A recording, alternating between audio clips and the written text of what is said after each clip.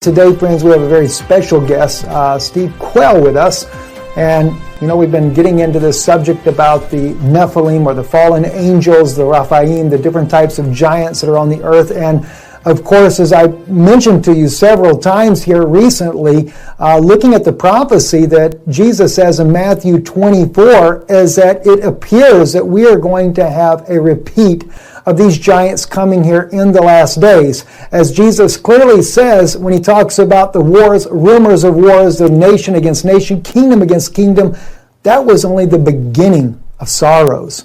So what's coming next? He goes into a little bit further in the chapter. He talks about around verse 35 or so, that as it was in the days of Noah, so shall it be in the coming of the Son of Man. He talks about the eating, the drinking, the giving in marriage, as we've shared with you. Go back to Enoch, you find out what they were eating. It was human beings. They were drinking human blood, and the marriages were not necessarily consensual marriages either. And today we're going to really get deeper into this, and I want Steve Quayle, our brother here, to just have all the time he needs to share with you some incredible insights that he has. I know many of you know him. You've listened to him on different broadcasts all over the world. He's written many, many books, and I'm just really excited to have the opportunity to share with him today, or share him with you guys here today, here on Israeli News Live. So, Steve, God bless you. Thank you, my brother, for coming on here with us today. And we look forward to things that you have to say. Well, thank you, Stephen. One of the first things we got to do is deal with a couple terms. The first term is Nephilim. A lot of people misuse that. They call demons Nephilim. They call giants Nephilim. Nephilim, as you know, is translated in Genesis 6 and also Numbers 13, 32 and 33 as giants. But the correct, as I understand it from people who are scholars like yourself, it means those who descend from the fallen ones. The root word Nepal, or Nepal, I may be pronouncing it wrong. The Bible's very clear that after the second incursion of fallen angels, as a matter of fact, Genesis 6 says there were giants in those days and after those days. That means before the flood and after the flood. And as one of, I'd say, the most focused researchers in the world on the idea of giants and the whole, if you will, history of the world as it relates to giants, there's two different sizes we're going to deal with. The pre-flood giants were bigger than the post-flood giants. The largest post-flood giant we know of in the Old Testament is King Og of Bashan, the land of the giants. And what's important for people to understand, you just quoted Matthew 24 a minute ago. Matthew 24 is very clear that men's hearts are going to fail them for fear of looking after those things coming up, on the earth. We know in Matthew 24 it's coming up on the earth, and in the book of Revelation it's coming down on the earth. Woe unto you, inhabitants of the earth, for your enemy, or the devil, has great wrath, knowing that his time is short. And I think to put this into perspective, people have got to understand, we are not talking about large human beings, of which many of the circus freaks were, and they may have had a glandular disorder, but we're talking about historic reality and people and those giants whose bones are even with us today. And Stephen, you can put up the giant skull that we'll be displaying at Branson at the True Legends Conference this year in September. But I think it's critical that people understand, we're not talking about just something in a fantasy book, a fairy tale. The book of Enoch, Dead Sea Scrolls, the book of Giants, Dead Sea Scrolls, all the different ancient writings deal about this. And so here's one of the things that I want to clear up right away. Nephilim, and this will help people with clarity, are the fallen angels, and those are the progenitor of the giants. The giants, from that point on, after the flood of Noah, are referred to as the Raphaim, the Rapha. They're even referred to, as you and I were talking before we went on the show today, that the dead, shall the dead rise to praise thee. So when you add all those up, I think I did, and guess what? They come out to be about 33 mentions in the Old Testament. So it's a big deal to deal with what we're talking about. Big deal, pun intended. Now I'm going to read, everybody, to set the stage for our interview, Isaiah 13, 1 through 3, in the Septuagint. The vision which Isaiah, son of Amos, saw against Babylon. Lift up a standard on the mountain plain. Exalt the voice to them. Beckon with the hand. Open the gates, ye rulers. Those are not normal rulers, okay? I give command, and I bring them. Giants are coming to fulfill my wrath, rejoicing at the same time and insulting. Now, what did Jesus tell us? Jesus told us that the gates of hell would not prevail. So this is talking about a period where God is going to allow the judgment on a God-rejecting population of the world to come forth. So again, now imagine this, and then we'll go wherever you want to go. Imagine that the extractable DNA of some of these mummified giants is intact enough to recreate, if you will, the Jurassic giants. I'm not talking about dinosaurs, but I'm just using that. Everyone is familiar with Jurassic Park. But the ability to basically take the, quote, stasis-like DNA and recreate a super being. And so the thing that is critical for people to understand is this is the book of Isaiah. Septuagint is, obviously the Greek version of the Old Testament, the first 5 books, the Tanakh. And I think the bottom line is that it's not fantasy. We're not dealing with something that's far out. And here's the question too. Let's get this out and then we'll go for it. This is an introduction. Jesus said in heaven they are neither given or taken in marriage, but are as the angels. We're not talking about heavenly angels. We're talking about fallen angels. A third of the angels fell. Isaiah 14, how art thou fallen? And the thing is that I believe it's critical. Please consider subscribing to our YouTube channel and click the bell to be notified when we post new videos.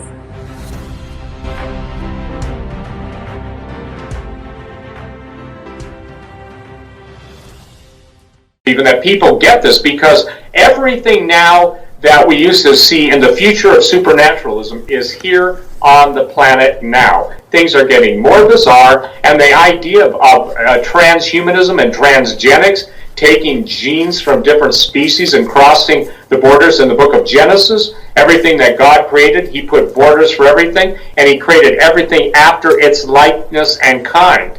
And so what the devil tried to do, obviously by polluting the seed of woman, is to prevent the redemption of the Redeemer through Jesus Christ. So at this point, I think this is critical. I think it's so critical that if you were to ask me, Steve, after all the years you've been at this, 45 years, whatever, what is the thing you would say to people? I'd say this: it's happening before your eyes. All the denial in the world isn't going to keep you from dealing with it. The transhumanist agenda is basically simply this: God did a crummy job making human beings, and we're going to do a better job. Now that sounds just like the Prince of Darkness to me. And so when you're talking about the dead, I think in the Isaiah, shall the dead rise to praise thee? That word is Rephaim, the valley of Rapha, the valley of the giants. And then you and I were talking, Stephen, about all the different Zanzumans and all the different things that end in I-M, maybe Zanzumin. But the point is that this is critical. We're in the days of Noah, and if Jesus said it's going to be that bad, and I really want to thank you for bringing this up, these guys weren't just eating and drinking, beer and barley. They were eating human beings and drinking their blood. And now, why is that relevant? Because all of the Pedogate revelations, all of the information coming out of Hollywood, their satanic ritual feasts and all this stuff, it's right back to that. So whom ye yield yourselves to, that's whose servant you become. That's exactly right. And Steve, you brought up Isaiah's prophecy there, Isaiah 14. And I figured, because you've done so much research, most of these things you were already aware of. But it was something that I had just discovered myself in Isaiah's prophecy in chapter 14. But this is the famed biblical prophecy that we often see when it speaks about, Satan, thou son of the morning, how have you fallen?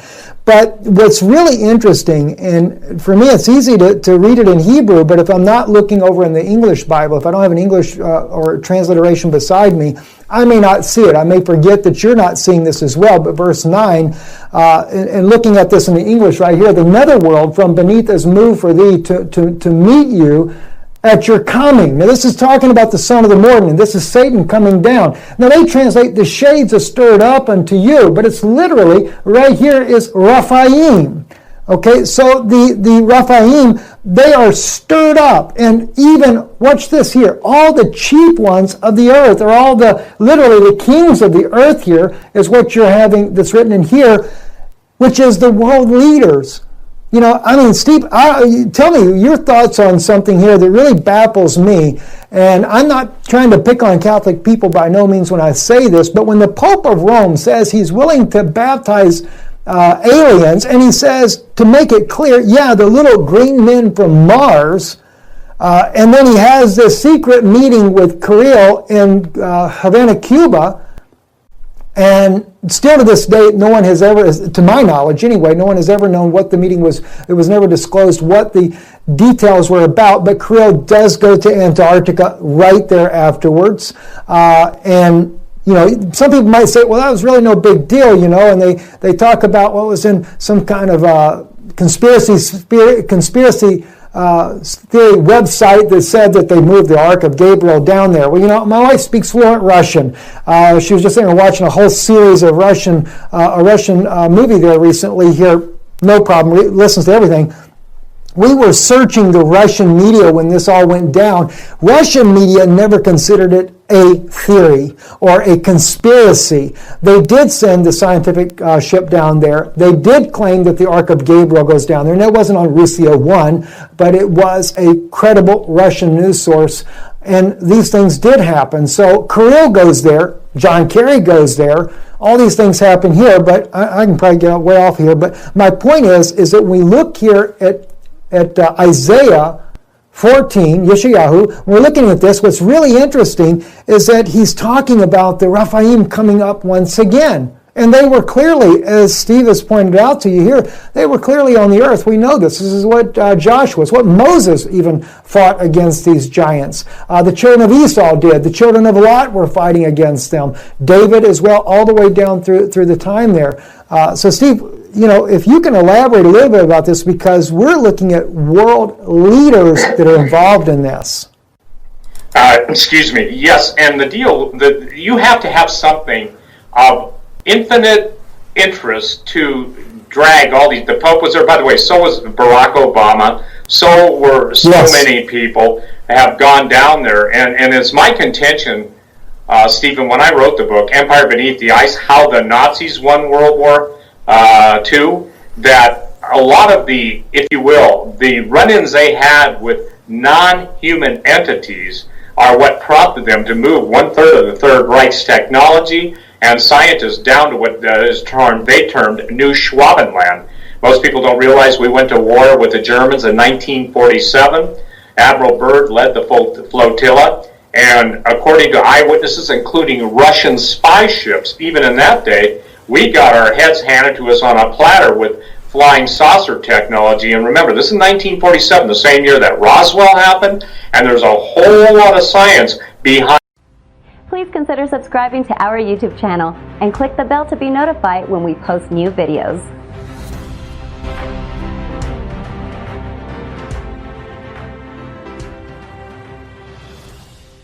The statement. Now, isn't it interesting? You brought up the Pope baptizing aliens. First of all, Jesus Christ, the Messiah, died for those creating the image and likeness of the living God, the seed of Adam and Eve.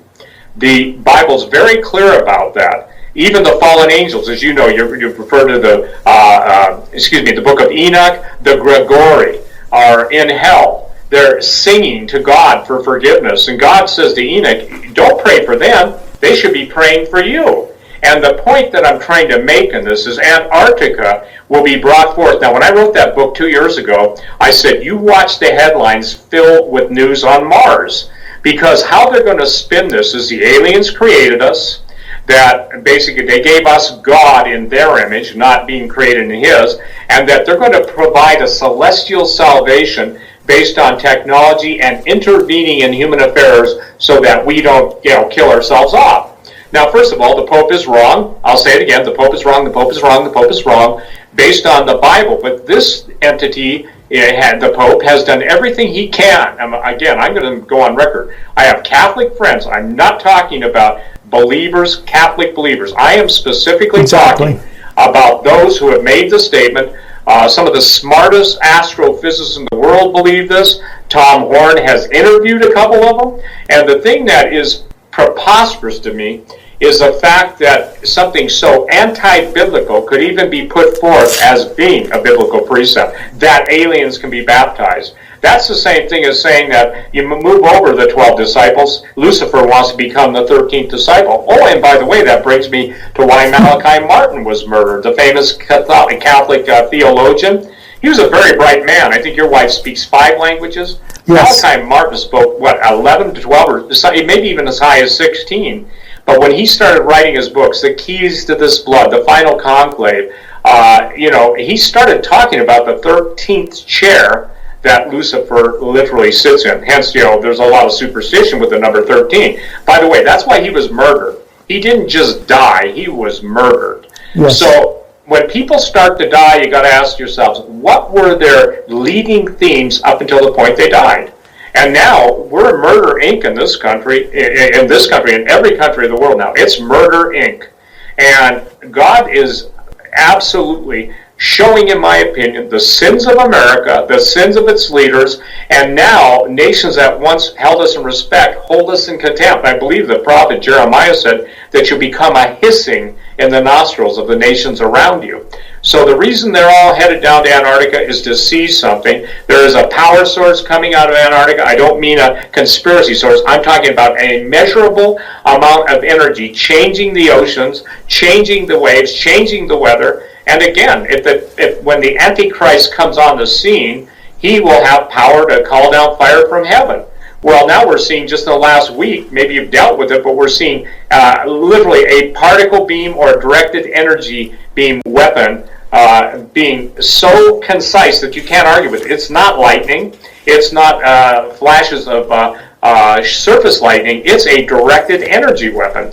So now we've got the issue that Satan himself is going to he demands one thing. He demands worship. And what's tragic to me is that the entire movie industry has been preparing people for this day, the advent, the revealing, the other words, the initiation, the Luciferic initiation. So, Steve, real quick, not to really interrupt, because I don't like to do that, but I'd forget the thought sure enough. You say that Hollywood is bringing this out. Netflix just came out with this movie with, I forget that, Will Smith, I think is the guy's name. He's a yes. Black actor, with all these different races of people. And I said, I'm sitting there seeing this preview, and I told my wife, I said, are they not trying to prepare you? I sat down and watched it. I wanted to see what it was about. And the one thing that caught my attention was when these, I don't know what they considered themselves, I forget the names of it, but they said, we've been warring against them, or we defeated them 2,000 years ago. Steve, they're definitely trying to get the minds of the people ready. And I think even with the children, they're trying to get the children to accept what's coming. Oh, absolutely. And, here's the thing. If I could find any human being that doesn't find that it's not disgusting or won't speak up against it, I could probably find the whole Christian church, and I don't believe many synagogues are speaking up against the rabid cannibalism, the rabid child sacrifice, the drinking of blood. And listen, when they brought the temple of Baal, how do you pronounce it, Baal or Baal? Some people pronounce it Baal, Baal. Steve, that's funny. So many people get so worried about how you pronounce it. It doesn't really matter. English pronounces it Baal, I believe, and that's pretty, Hebrew doesn't matter. Baal is how you would say it in Hebrew, but that doesn't matter. Yeah, I hate getting stuck on the names. There's too many people. Yeah, I say Yeshua because I'm Hebrew, but Jesus is. There's nothing wrong with Jesus either. It doesn't matter which language. My wife used to say, Jesus or something like that from her country. He knows what they are. So yeah. Well, yeah. The only reason I refresh everyone's memory with that is they are having Canaanitish religious ceremonies in the United States. Now think back a couple of years, Stephen. Before that, we had Anubis, the Egyptian god, being paraded from New York to Denver, Colorado. And before that, we had the crystal skulls of the Mayan priests. Please consider subscribing to our YouTube channel and click the bell to be notified when we post new videos.